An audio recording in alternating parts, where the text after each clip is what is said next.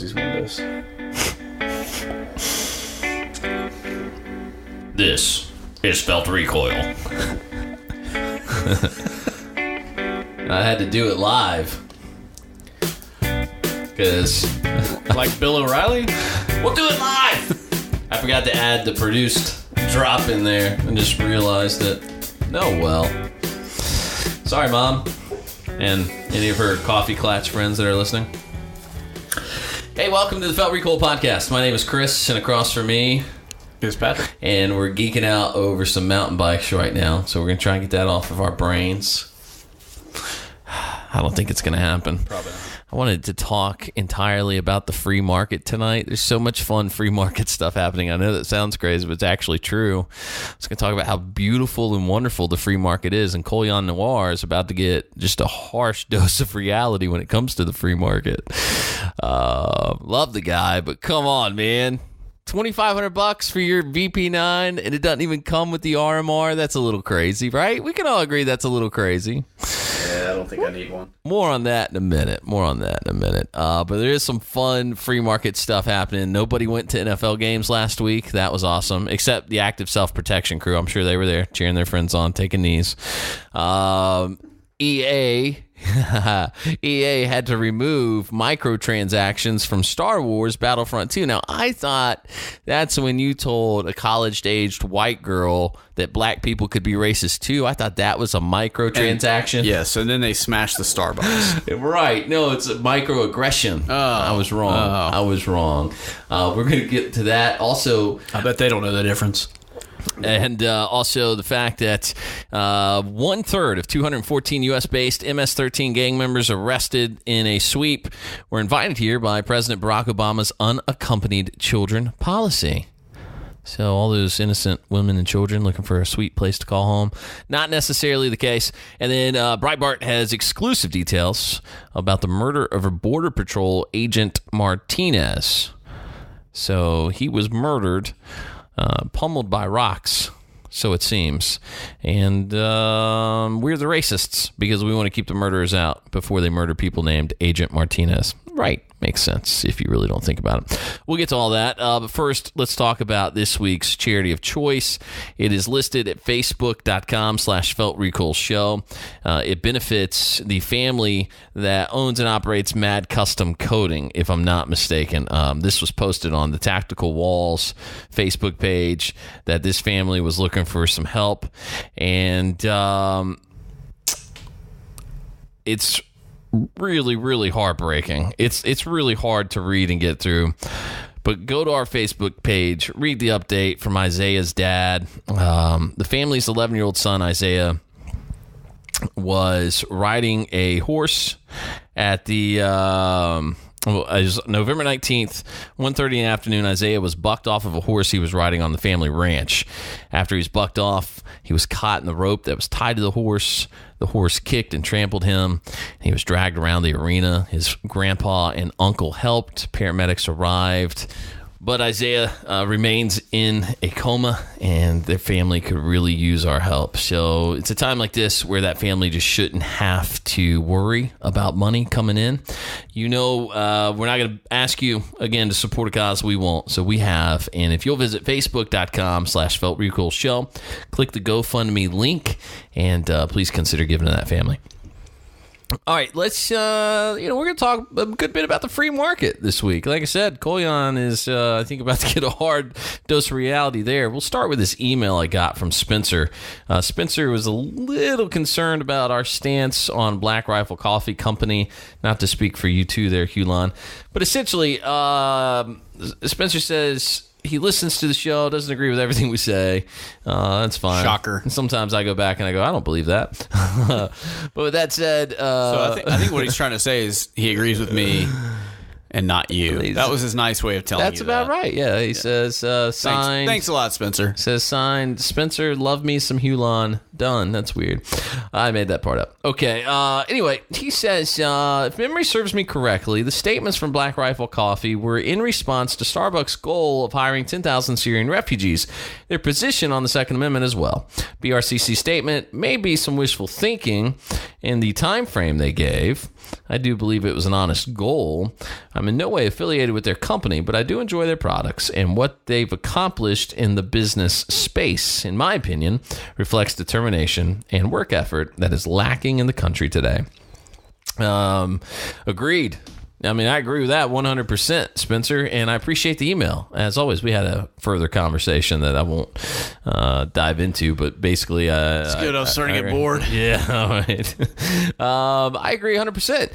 The problem I have and had with Black Rifle Coffee isn't that they're bad guys, because I think they're great guys, and I think they do...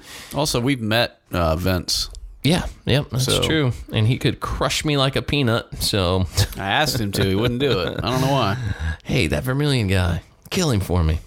I'm just saying that to point out that they are genuinely good really guys. Really nice guys. Because Vince took a lot of time and talked to us about some marketing strategies and some different things.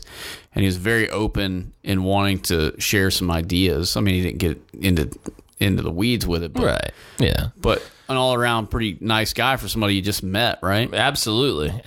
Very approachable, nice guy. And, you know, I mean, we met him kind of in a work relationship scenario, but he was just the nicest guy in the world. And I'm sure they all are. My problem is with the implication that was made by the gentleman doing the appearances on Fox News, et cetera, that...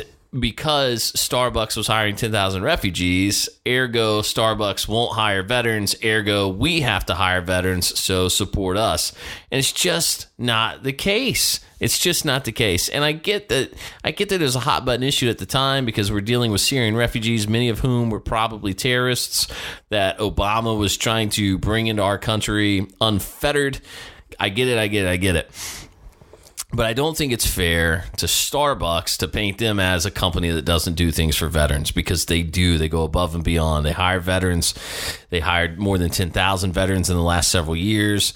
They have paid the tuition to college for these veterans. If you're a veteran and you work for Starbucks, you can get full tuition reimbursement, and then you can pick your wife or a kid, and they get full tuition reimbursement. So Starbucks isn't goofing around. Starbucks is taking care of our vets. And my only beef with Black Rifle Coffee was that they implied heavily, I believe, that Starbucks doesn't do that because they were willing to hire refugees around the world. And I don't like that. That was my issue. That's where it begins and ends. If I met those guys today, I'd probably really want to hang out with them, though they probably wouldn't want to hang out with me. They seem like really good, genuine, like nice guys. Yeah, of course. That's such is my life. Hey, I like you. You want to hang out? Hello? P-Man, come on, believe that other guy. Yeah, exactly. Man, takes me back to NRA right there. Hey, Patrick, we want to hang out with you. Who's that guy? Well, leave him. So I say that only happened 3 times. Okay? I do. Yeah. That's only so you can stop at the pity party. That was back in April. I don't know why you're still hung up on Chris, it happened 3 times, okay? I mean, how many bars did we go to? Like 3, right? Get over it. What? I could get into it. All right. There was a story about NRA in Atlanta. This is where my head just went, but I'm not going to tell the whole story, where I basically tried to throttle a guy for shoving Patrick out of the way for reasons that will remain unsaid. You're welcome, Hulon. And he wouldn't let me do it. But I was rearing to go. That guy made me mad. All right. So, Spence, appreciate it. Can I call you Spence? I don't even know. The problem is...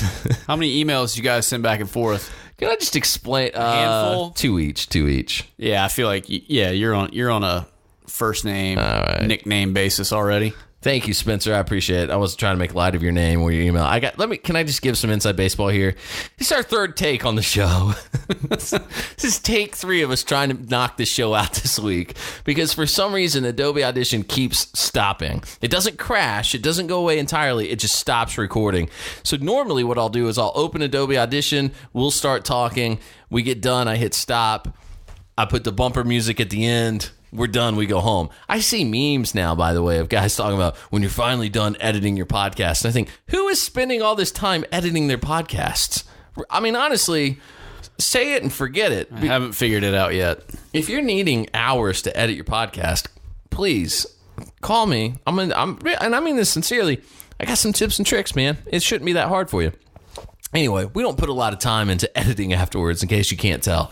We're sitting in my home office. Should be pretty obvious. Yeah, well, we're sitting in my home office, and we bang it out, and we go about our business. But this is take 3 that you're listening to. And so Or the as reason... I like to call it Groundhog Day. Yeah, exactly. We've tried to cover the same few topics several times now. So the reason it's going to sound a little choppy, I'll be discombobulated, it might sound like I'm looking for a source and I'm not prepared. It's because I'm having to go back and make sure that it's still running. I feel like the third time's a charm, though, because we've gotten this pretty concise. The first couple stabs we were just kind of rambling. We should be on fire at this point. Yeah, we got this. You're right. Okay. Just know, if I'm like, oh, where was this? What is it, more than normal? It's because I'm trying to go back and make sure we're still recording. I took the monitors out of the office because they took up so much space. And it was kind of like more annoying than it was helpful. So we had 2 monitors that I would just always have the audio running. What I'm thinking is I might get just a flat screen TV and put it to my left on the wall, and then maybe just run HDMI to the TV. We have to do something. And let that be what we watch the sound. I ain't doing this a 4th time. I don't like you that much, buddy. If suddenly I'm flying solo, you know what happened. Okay, let's talk about Kolyan's VP9, the Advocate, also the name of a very prominent LGBTQ magazine, if I'm not mistaken, because I get it every week in the mail. Let's see here, the Advocate. No, I don't know that for sure. No, the Advocate is Louisiana's largest daily newspaper. Somebody put it in the thread that it was... oh, yeah, it sure is. Advocate.com. Poor Kolyan. If you go to advocate.com, yeah, man. Oh, boy. Oh, poor Kolyan. Should have done some research on that one, buddy. Wasn't he a lawyer? Look into things. My man. Well, all right. Let's just give you the details so you know what I'm talking about, okay? The Advocate is Kolyan Noir's signature series HK VP9. I'm already excited because what's a VP9 these days? $550, right? So this should be good. Designed from the ground up with the... Wait, I'm sorry. Hold on. I must have read that wrong. Designed from the ground up with the vision of Kolyan... No, hold on. Designed from the ground up with the... This is a HK VP9, right? So he engineered the VP9. I didn't know that. Did he? Hold on one second. I gotta just be reading this wrong. Designed from the ground up with the vision of Kolyan Noir. Noir? Noir. Noir. No. Okay. What? The lines on this Heckler & Koch VP9 are smooth as... All right, wait a second. Kolyan.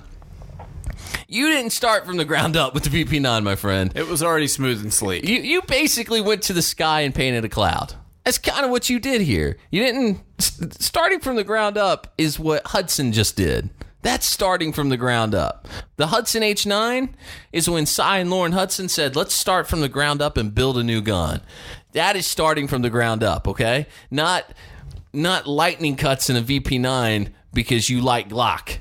That's not starting from the ground up. That's like, hey, you guys ever heard of Fire for Effect? Yeah, we've heard of those guys. Yeah. You ever heard of Zev? Yes.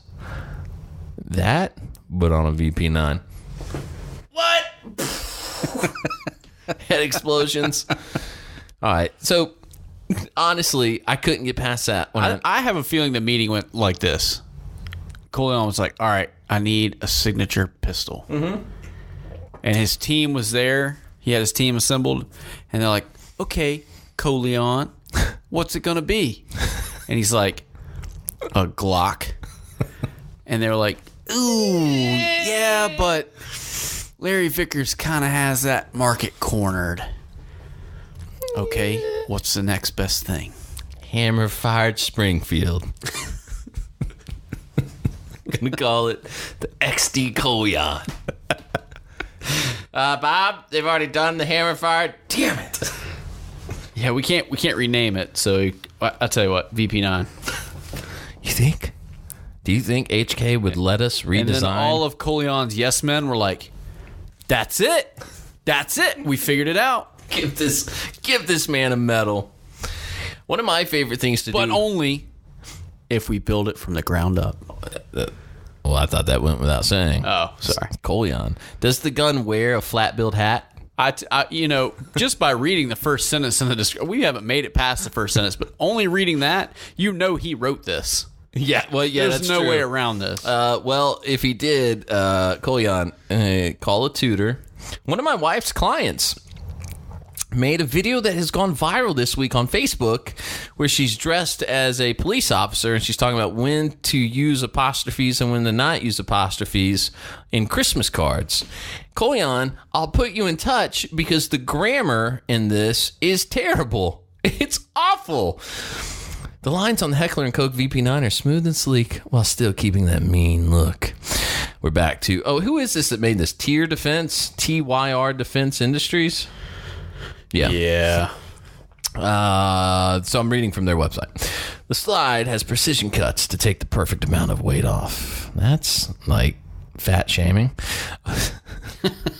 A window has been cut on each side as well as two narrower windows cut on the top to expose the barrels. Double barrel gun? No, not a double barrel gun, just misspelled word. Okay, the barrels. Oh, it comes with two barrels. Thank you, Patrick. Okay, I see. Comes with two barrels, but do we use both at the same time or do we use one? Whichever one you want, buddy. Jeez Louise. The slide is cut perfectly to fit a Trijicon RMR and comes with an RMR plate. $24.95, by the way. Does not come with the RMR. But you can select it as an option in the menu. Be very clear. Yeah, what does that take it up to? $3,200?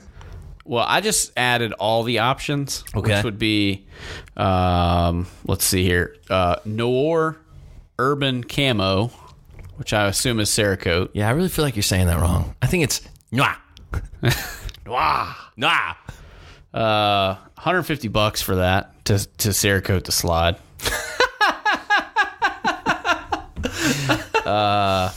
Really? Trijicon suppressor height night sights 124, which is about the That's corner. fair. That's market value. Trijicon RM06. That's just the first one I picked. $601. What? Surefire XC1. $269. No, not worth it. I'm on my third XC1. Just so everybody knows, I'm on the same amount of XC1 lights as I am on podcast takes tonight. Three. Which is pathetic. And just to be clear, before I get anybody going, hey man, if you're on your third one, are you really trust that with your life? Yes, because this one has surpassed 200 rounds out of the gun. The first two didn't make it to 100. This one has more than doubled that. Continue. Sorry, Patrick. Sorry. $269 for an XC1. Which I feel not worth the money. I don't know. Really high price though, is that not? I feel like that's way high. Maybe it's not. I don't remember. I think MSRP on them is $300. Okay, all right. But I work in the gun industry. I didn't pay that. No way. All right. Way to be a show off. Sorry, buddy. And you can even add a Silencer Co. Osprey 9 suppressor for $891, which would bring your grand total to $4,530. Let me think. Do I get that Trek Remedy 9.7? Ride down the mountain like a rocket? Or do I buy Coleon's signature? Yeah, I'm going to get a new mountain bike, and it's going to be awesome, and I'm going to look cool. Good call. Yeah, I don't know, Coleon. I think you kind of... And look, I'm giving Coleon a hard time. Another really nice guy that I'm sitting here making fun of, I'm sure, but... I don't know him, so I don't really care. Let's continue the descriptives here. The logos are laser engraved. That's cool. The Advocate comes with a non-threaded barrel and a threaded barrel. Both barrels are fluted, which helps dissipate heat as well as giving them that look that Coleon was going for. There's no explanation of the look. It's just that's the one Coleon wanted. Well, what was the look? Just, that one. The one that dissipates heat, that's the look he's going for. The threaded barrel is DLC coated, and you get the choice of having the non-threaded barrel DLC coated or NIB chrome coated. Both of those coatings are top of the line in the firearms. How can they both be? Okay, whatever. It's like, those are both the best. I feel like one has to edge out the other. Somebody's got to win, man. Even in M-Lock and Key Mod, the Navy will decide. That's the first time anybody's ever gave a damn about what the Navy Spec Ops guys were thinking about. Oh, M-Lock won? The Navy contest? The M-Lock did? All right, well, it's got to be M-Lock then. Whatever. The frame. You can tell I had a great day. Can't wait to get the hate mail on that. The frame is 360 degrees stippled, giving it the perfect feel as well as the perfect look. The lines on the stipple are clean and crisp. Then everything is placed in a pre-cut foam hard case. The case is waterproof as well as crush-proof and is personalized with Colion Noir's logo. These are serialized and come with a certificate of authenticity that has a personal touch from Colion. I bet he just touched it. Like, I bet that's the personal touch. It's probably like a half a fingerprint or something. The gun looks okay. I kind of fell out of love with the way the VP9 looks. It's not as clean as I like my guns to look. I know that sounds crazy, but it's bulky. I took it when we went to Tulsa. I used it in the Haley Strategic class. I used it in a couple more smaller classes that I ended up taking. I put about 3,000 rounds through mine. It functioned flawlessly, but I never fell in love with it. I never loved the gun. Certainly never loved it. So you're asking $2,500 because you put cuts in it and stippled it? I can buy a stipple kit on Brownells for $60 and do that crap myself, man.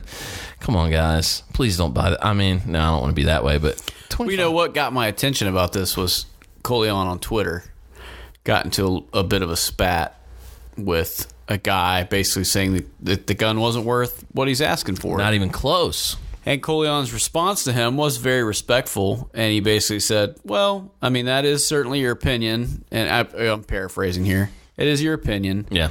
But the free market will decide. Absolutely. Sort of what's driven us to this whole conversation. Yes, sir. Is I think the free market will decide. Unfortunately for Mr. Noir, which is not his real name, by the way. Moi. I'm sorry. No matter how you say it, it's still not his real name. It's like moi in French, but it's an N. Noir. Okay. I don't know if any of that's true. I just want to be real clear. I'm making that up. Sorry, go ahead. It was patently obvious you were. But yeah, so I mean, I like I said, he was respectful with his reply to that guy, but yeah. Here's what Colion thinks, and not to be real mean about it, but Colion and the people there at the tier defense making the advocate, they're under some sort of impression that now is the time for collectibles. and it's just not. It's just not. And furthermore, guns have to have an intrinsic value. And all right, I'm going to step out on some really thin ice here, okay? Really thin ice. That's never happened before. Hear me out on this, okay? That kid, the 24-year-old speed shooter, Lucas T-Rex Arms guy, right? Yep. Mm-hmm. Certainly seems super smart. Certainly is faster than I will ever be. Is certainly an incredible shot. I don't think he's ever actually been shot at. So, does that mean he can't teach me how to defend myself with my gun? Absolutely not. No, he's probably a great firearms instructor. I mean that from the bottom of my heart. But does that endear any of his products to me? No, it does not. Okay? So, Colion is an internet celebrity just as much as T-Rex Arms Guy is an internet celebrity. That's what these guys are. And I'm not taking away from that. I'd be happy to be that. That's cool. Good. That's fine. Listen, I'm a dude who was a top 40 DJ for many years. I know internet celebrity status. I get it. Playing all the hits. All the hits. It's actually exactly what we said. All the hits, B93.7. And so I'm not knocking them for that, okay? I'm really not trying to be rude about it. What I'm saying is there's no one in the market that 30 years down the road will want your signature VP9. It's just not going to happen. And T-Rex seems to be making some awesome holsters that everybody's buying into that will last, because that's a consumer grade product at a consumer grade price, right? So we're used to 60, 70, maybe even $100 holsters. You can get away with that. You're not going to get away with a $2,500 price tag on a gun that will be worth less than that in 5 years. It's worth less than that the minute you buy it and you've owned it. However, and so why am I painting that picture of them? Because juxtapose that against Larry Vickers. If Larry Vickers were to come out tomorrow with a signature 1911, and people go, "What is this?" and you go, "It's a Larry Vickers 1911. He only made 1,000." Well, why is it special? Do you know who Larry Vickers is? No, I don't. He's the guy that helped design the gun that killed bin Laden. What? Yeah. He also trained certain members that eventually ended up on the raid that killed bin Laden and Saddam Hussein. Holy cow, are you serious? Yeah, look into Larry Vickers. This is his signature 1911. There's only 1,000 in the world. That's a $5,000 gun. But there's only 1,000 of them. Right. So Yeah. Coleon can't do that because 1,000 people won't buy the gun. He'll sell as many of these as humanly possible. And I'm sure people will buy them. Somebody will. Maybe. The guy's not as popular as he is without somebody willing to spend that money. But he's not. Okay. But he's not popular as a firearms instructor, and he's not popular as a firearms expert. He's a showman, and he's very flashy, and he has high production value, and he talks in flowery language. Not even about, I don't watch a lot of Coleon stuff because, quite frankly, he takes too long to get to the point. But when I do, I don't learn anything. I don't think I've ever watched a Coleon video and thought, oh, I didn't know that. I didn't know that about the functionality of that firearm. I didn't know that about the history of the firearm. I didn't know that about this or that. Coleon does what I would do. If I'm going to make a video of me shooting a gun, it's just going to be the fun of shooting the gun. That's all it is, right? That doesn't warrant you $2,500 worth of a VP9. That's all I'm saying. If they sell 100 of these, I'd be super, super surprised. Oh, I don't think he'll sell 100. You can get a Wilson I'm just saying Combat. Somebody will buy you can get it. a Wilson Combat, handmade Wilson Combat 1911 for that price. Wait, are you trying to say this VP9 isn't handmade? No, it's not. No, it's not. Okay. You get an STI race gun for that price. That is a ridiculous price point. It's as ridiculous a price point as I think the SIG Legions are. The SIG Legions, what makes them worth $1,900 is beyond me, man. You know as well as I do that was just all marketing. All marketing. But people buy those because SIG. Sure. SIG Legion, and you're in a club of people. It's an exclusive item. You got a cool challenge coin and a cool case, and you could log into their website, and that allowed you to buy all these other Legion branded items. Yeah. And people bought into that. They bought into it big time. The SIG fanboys really bought into it. But then people who just thought, well, yeah, I'll spend an extra $200 more than the normal 226 so that I can get exclusive access, so I can buy a Surefire light that has a Legion logo on it. Now, I would love to know the stats on how many people actually bought that gun and then bought all that crap to go with it, because I bet they didn't buy all the crap to go with it. No, I doubt it, right? How could you? I don't know. But it's a hobby for some people, and some people have a lot more money than I have. And I don't know, but I don't think... I hope that somebody somewhere didn't pay for 1,000 of these to be produced, because there's just no way they sell 1,000 of them. If they sell 100, I'd be... It's gonna be maybe a few dusty hundred warehouse somewhere. Yeah. Maybe they sell a few hundred, but you know what? That's a few hundred more handguns than I've ever sold. But I appreciate Coleon's response, because, the free market will decide. The free market will decide. Now, here's an interesting thing. Remember that time John Correa from Active Self-Protection was all upset because we talked about him taking a knee and what a dumb move we thought that was? And he was like, what happened there? I didn't take a knee for that. I took a knee for another reason. I don't remember that. What happened? Basically, John Correa took a knee in front of the American flag, and then his buddy got interviewed, and his buddy was like, yeah, we're here to take a knee for the oppressed, and there's never a bad time to take a knee, which was basically them saying, no problem taking a knee during the national anthem. Not a big deal, because there's never a bad time to take a knee. Well, anyway, John got mad at us for pointing it out because a lot of people started telling him they weren't gonna watch his YouTube channel and subscribe to his stuff anymore. Not my fault. I didn't tell him to do it. But now the NFL is feeling the reeling and the backlash. Week 11 games, empty seats galore at stadiums across the league. The Kansas City Chiefs playing the New York Giants. Many seats available. One person tweeting, "Wow, I've never seen this many empty seats here before." On and on it goes. Attendance down all across the NFL board. Jacksonville versus Cleveland. Unreal the amount of empty seats there, but from what I understand, Cleveland's a terrible team anyway. Like, tickets were selling for $4 literally to get in to watch the Cleveland Browns play.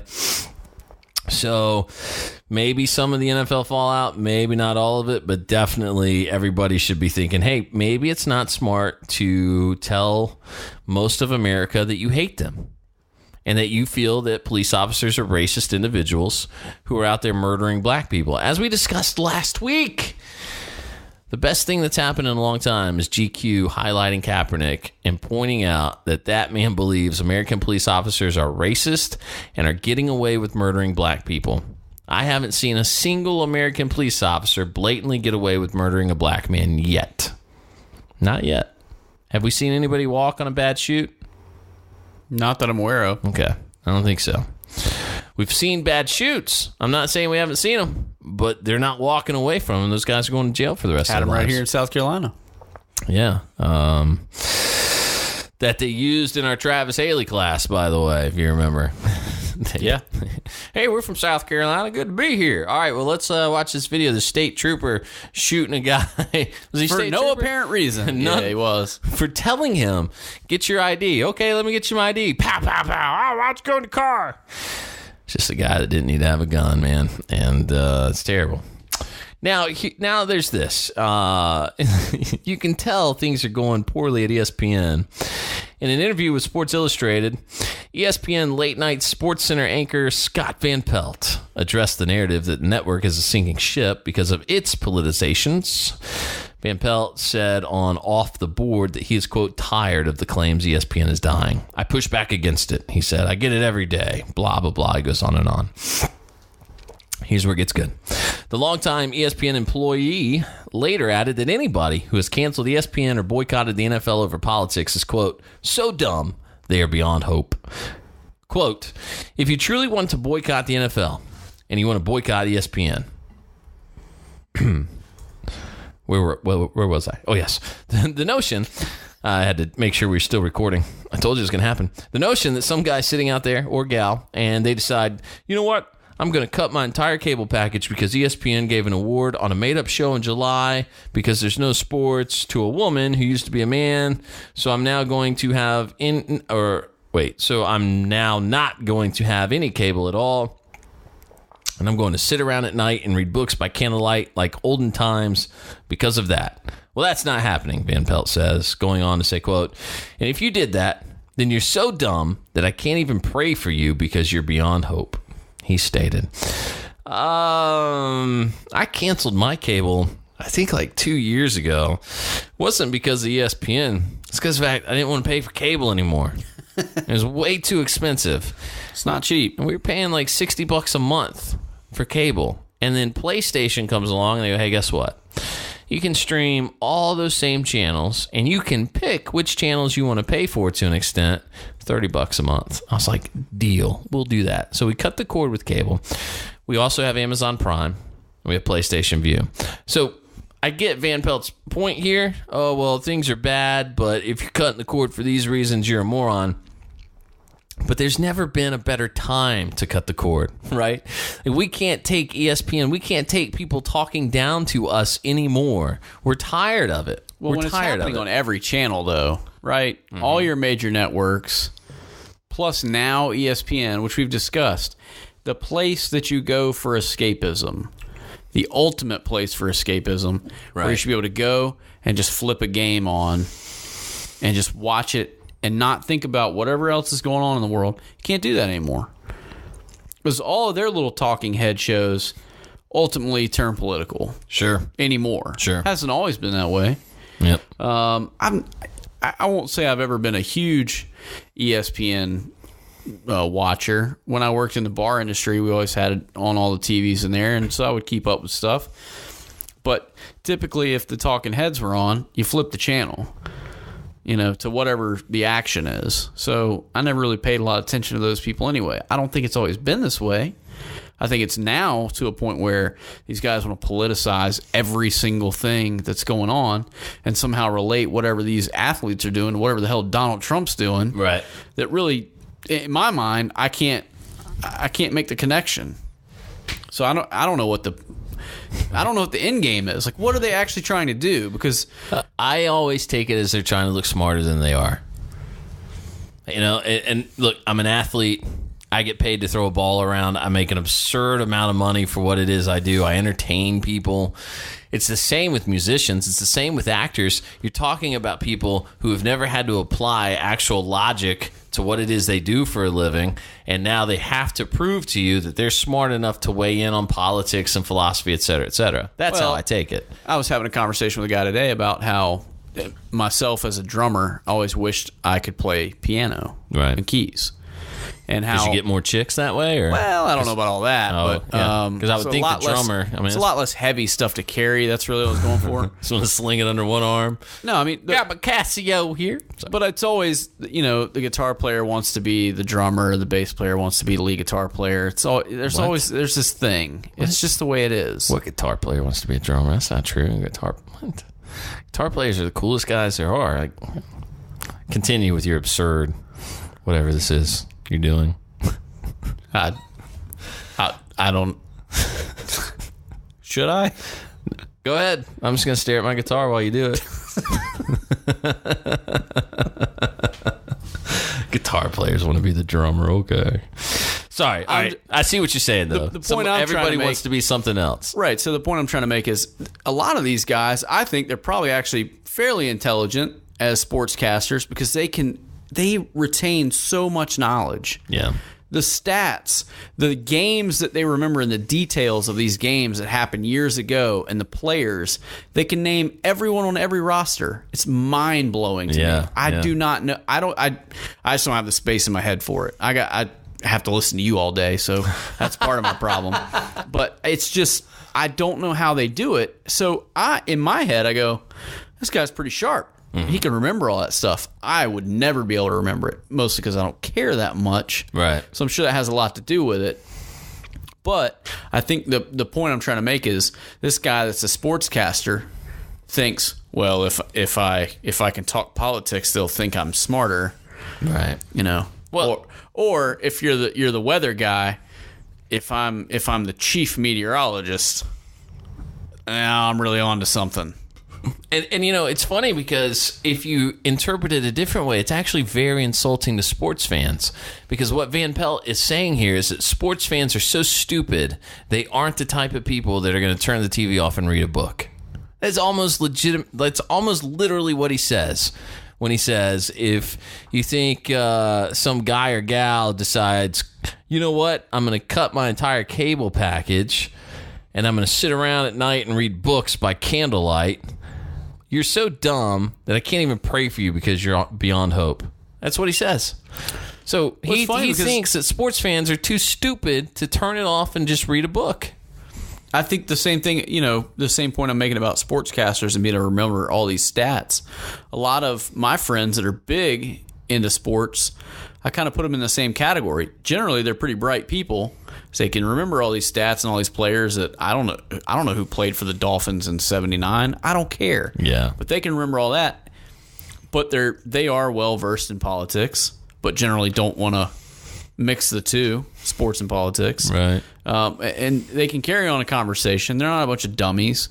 And if they are cutting the cable, it may have everything to do with ESPN, or it may not. But I mean, I don't even see the argument there. Well, the whole point to me is it has to do with the fact that the market is opening up. The market is opening up. But would you say that TV is now going through the same thing that print media Oh, yeah. and radio Yeah, have yeah. gone through already? Oh, yeah. Yeah. I think that's what's happening. Yeah. I think finally the ability to have the bandwidth to stream is really coming alive in the marketplace. And so, and PlayStation is a perfect example of that, right? That didn't exist 5 years ago. No. At least not to my knowledge. No, it didn't. And if it did, it probably sucked. But it's probably pretty cool now. Yeah. I mean, but again, Amazon Prime, Netflix, all these things where there's a lot of Roku. production value going into the shows that are there. I know we've joked about it before, but the production value is there. People are tuning into it. Yep. Lindsay and I watch a lot more Netflix nowadays than we do anything else. We still have cable. We probably should think about getting rid of it because honestly, we watch Netflix almost every night. Yeah. And you know why we watch Netflix every night? Because you're not going to get that politicization that you experience on every network. Just about every network. Yeah. Yeah. There's very few exceptions. Yeah, I agree with you. I mean, every show we watch is an Amazon original. I mean, I say that. That's, I guess, not totally true. Because I watch Better Call Saul. That's probably like the one TV show I keep up with as a habit. But, we watch different shows that Amazon's producing. And so these are becoming your TV networks, and it's an all-in-one place. So you pick which network you want to give your money to. And don't forget, by the way, Amazon Prime is $100 a year. So I'm paying less than $10 a month for the entertainment we get every night. So, Netflix suffered because of that, because they doubled their price point overnight. That's when I canceled my Netflix. I was paying $9 a month. They sent me a notice that said it's now going to be double that. I said, no, I'm not doing that. And then they reverted back. Yep, and said, I remember that. My bad. Sorry, buddy. Come on back. And I just didn't do it. But it's more of like I was being more obstinate than anything. Like, I don't hate Netflix for any reason, but I just thought, well, that was a dumb move. They tried to fleece me for some money, so I'm not going to do it. But also, to your point about paying, say, $10 a month for tons of content, which you can view at your leisure, cable sort of is still in that mind. Now you have DVR and that sort of thing and on demand, but it's still in that sort of mindset of, here's what we're going to offer you for X number of dollars a month. And I have so many channels, I honestly could not tell you how many I have. Yeah. Literally hundreds of, it might be in the thousands of cable channels, most of which I don't watch. We watch, I bet I could fill one hand full of fingers that we actually watch. Hell, probably a couple hundred of them aren't in English. So, I mean, they're not really doing me any favors there. So what's the difference?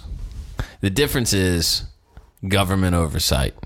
Your cable package is required to have certain channels on there because they're subsidized by the government. Amazon and Netflix are not. They must survive by creating pertinent, relative, engaging, and entertaining content. And if they can't do that, then they're up the creek. But because ESPN gets government dollars, the companies that provide ESPN to you and me, and because those companies get monopolies in the market, right? Because it's legal for Time Warner and Charter to monopolize a market, but not for you and me. Weird how that works. Because those things are okay, you get subpar standards. So we should look into monopolizing the podcast market. Whoa. We should probably check into that. What if we could be the only legal podcast? I mean, it would never happen. Because we got to find some senators and start lining some pockets. I think we can do this. Yeah. How? Hey, that guitar you were just looking I don't at have any over there, money. you think we could just trade that for that? No. I mean, you can try. I don't think it's worth that much money. Anyway, the market will decide. But again, the point really, honestly, is here's a liberal whining about his job that's propped up by the government. Okay, through monopolization allowed by the government. He's upset that people are cutting the cord and going to Amazon and Netflix because you should be a good subservient little subject and listen to what we have to say. EA. I'm not big on what happened here, so forgive me if you know more than I do, but there was a big, I have a friend, Brad, on Facebook. We're kind of friends in real life, too. We met a couple times. But Brad posted. Right. Yeah. Brad posted that he had canceled his order of Star Wars Battlefront 2 after he found out they were going to have microtransactions. And if I understand correctly, and correct me if I'm wrong, you can shoot me an email, Chris, K-R-I-S, at feltrecoilshow.com. Microtransactions allow you to basically buy your way through the game. So here's a multiplayer game online where you can either work really hard and get your character, or you can just spend $1,000 and have this banging character that kills everybody. And to work for that character takes hundreds and hundreds of hours, from what I understand. So he canceled his, kind of had a little post on it, and I read an article or two. And EA responded and removed them. Said, all right, our bad, but we will come back and add them later. So don't think it's over, but we'll take them back for now until we find a better way to implement it. They removed what? The microtransactions. So all because of your buddy Brad's email? That was it. No, this is from Motherboard. After a vocal and negative response from players, which included the most downvoted comment in Reddit's history, game publishers Electronic Arts and developer DICE announced that they're removing microtransactions from Star Wars Battlefront 2.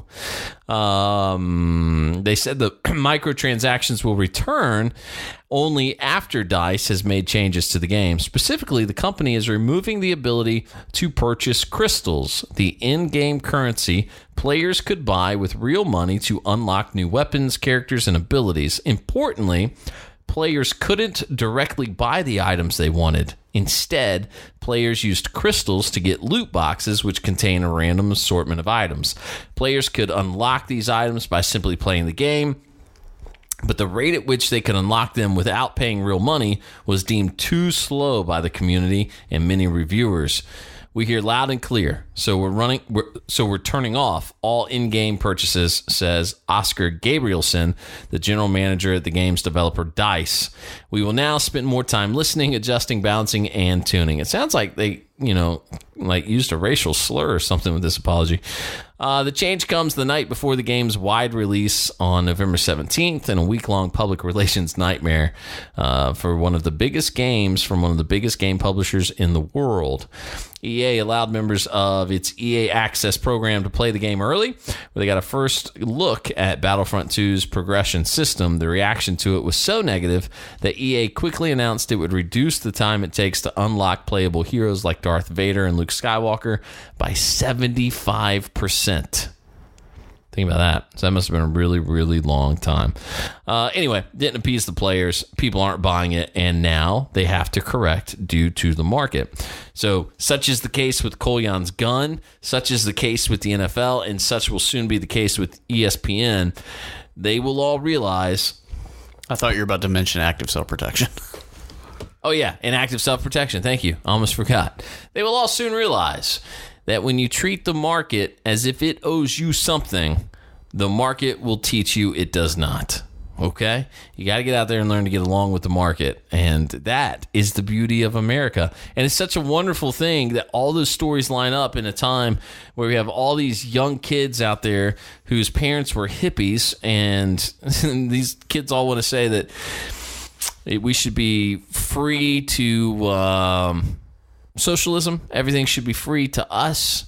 And I just find it compelling that the market is at play so heavily. I'm ready to get my tuition. Mm-hmm. I want my nose ring. Okay.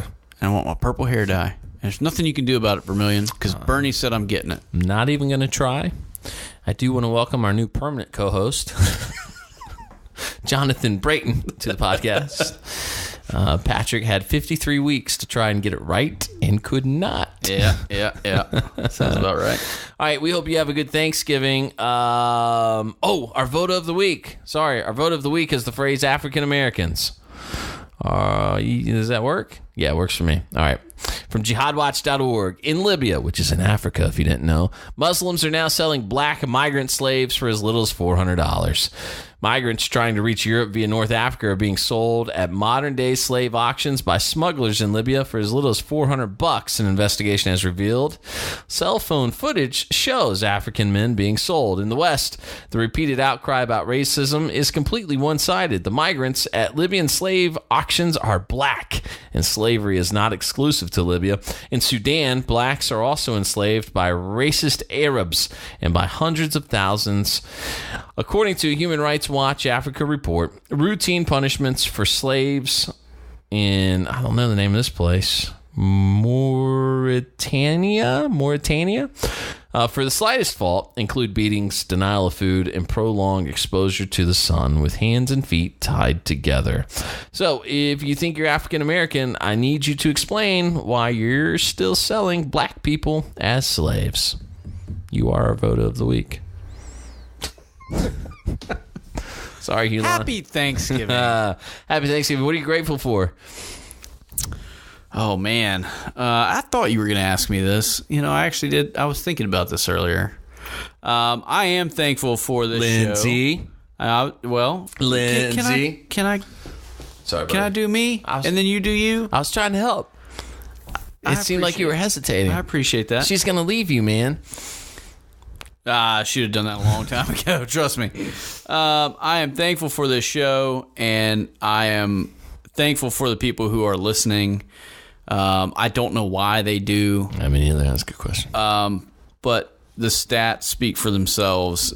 I'm very humbled, and I feel very fortunate to be a part of this. And I can't say thank you enough to all the people that have supported us. And I do want to take a minute to talk about the fact that as we break the year mark here, we've had a lot of really cool guests on the show, and we should probably thank them.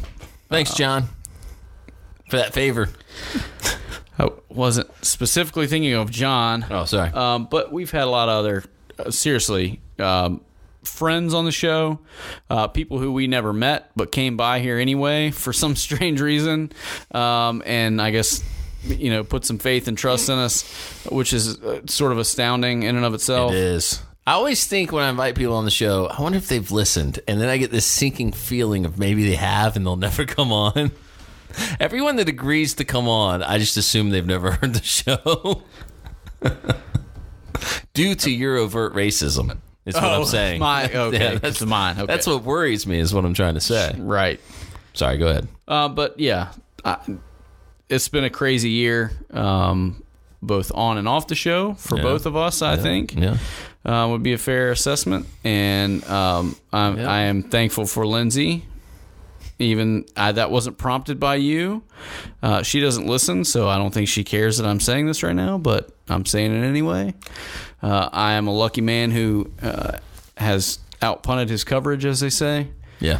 So I'm looking forward to another year and then some here on the show, and many more guests, and all the fame and fortune that will bequeath us.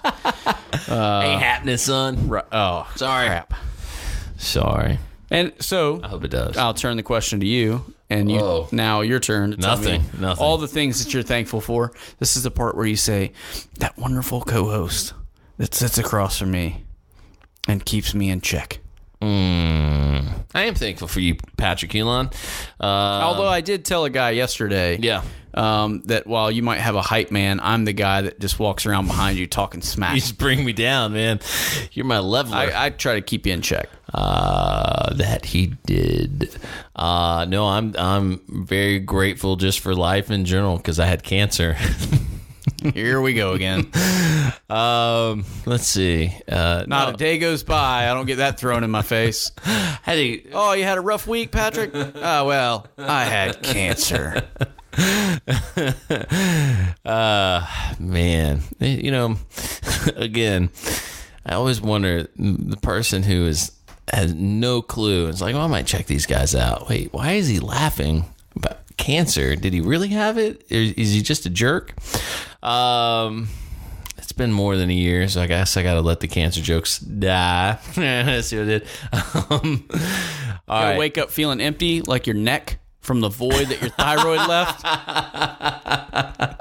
I'm surprised you didn't come up with that one. Come on, man.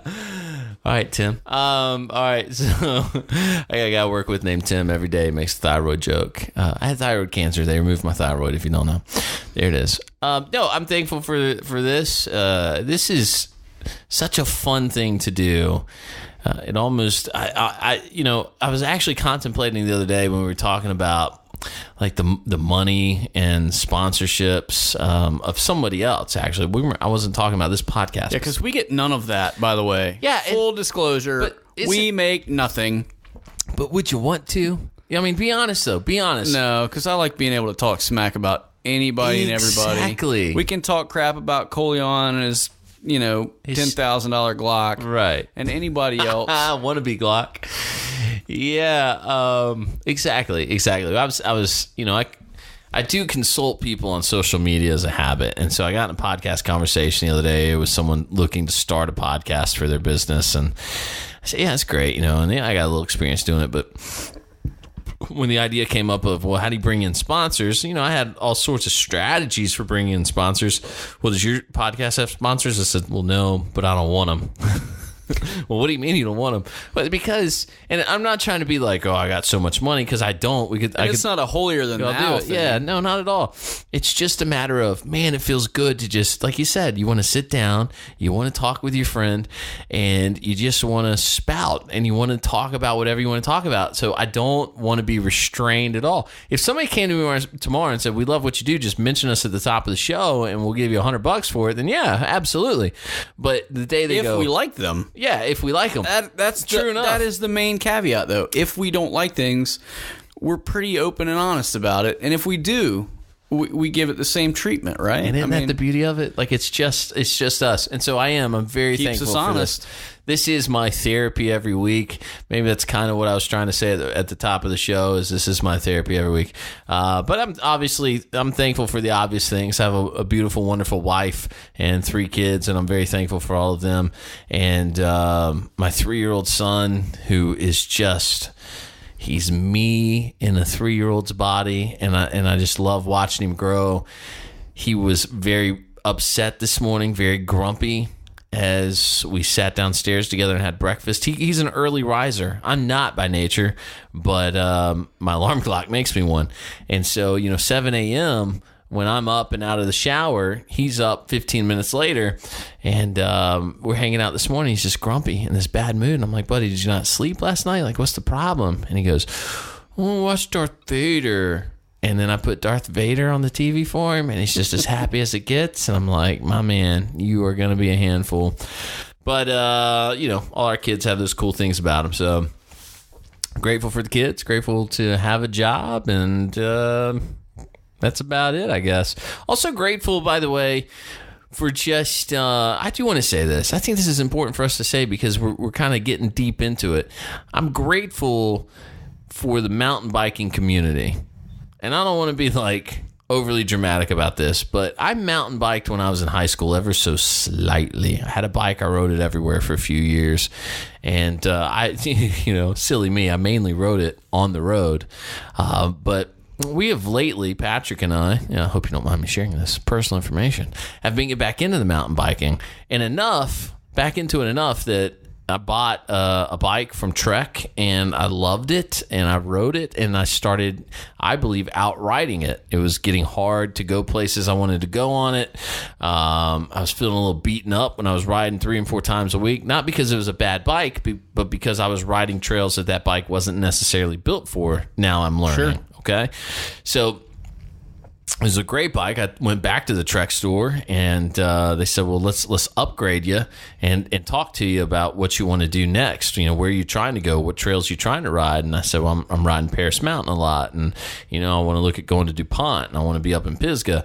And here's the bike you need. Here's the bike you need. Anyway, my point is this: in the gun community, I think we could almost take a lesson almost take a lesson, because the mountain biking guys have been so kind and gracious and generous with their time. And you don't always get that from the gun community guys when you're trying to get into shooting, because everybody wants to preach at you about, and I get that safety is important, I don't want to be misunderstood, but everybody wants to preach at you about, well, you gotta make sure this, make sure that, and you're a woman, so get a revolver, you're a new shooter, so get this or that, whatever. These guys have just been so welcoming, and I think we take a page out of that book. So thankful for that. I'm thankful I haven't seriously broken anything. My legs are beaten up and back again. I have seen your falls. You've seen it. You said I felt like a champ, though. You did. I know how to fall like a champ.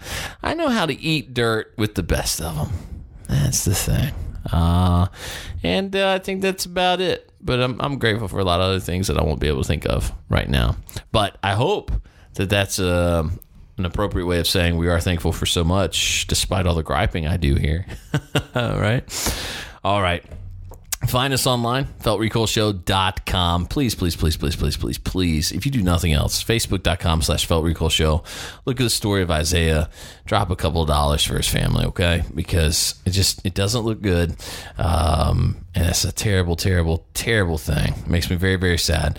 But if you will, consider helping our charity of choice this week. And we'll see you next time. I hope you have a good Thanksgiving. Send us an email. Let us know how it goes. I want to hear all your family drama, and I'll share all of mine. That's happening. I'll share all of mine. And I can tell you this. I know there's 2 doozies on deck. There are 2 doozies on deck. Sorry, Mom. Don't listen to this tomorrow. Wait till Friday, okay? All right. At the end, right? All right. We'll see you next time for more of the Felt Recoil podcast.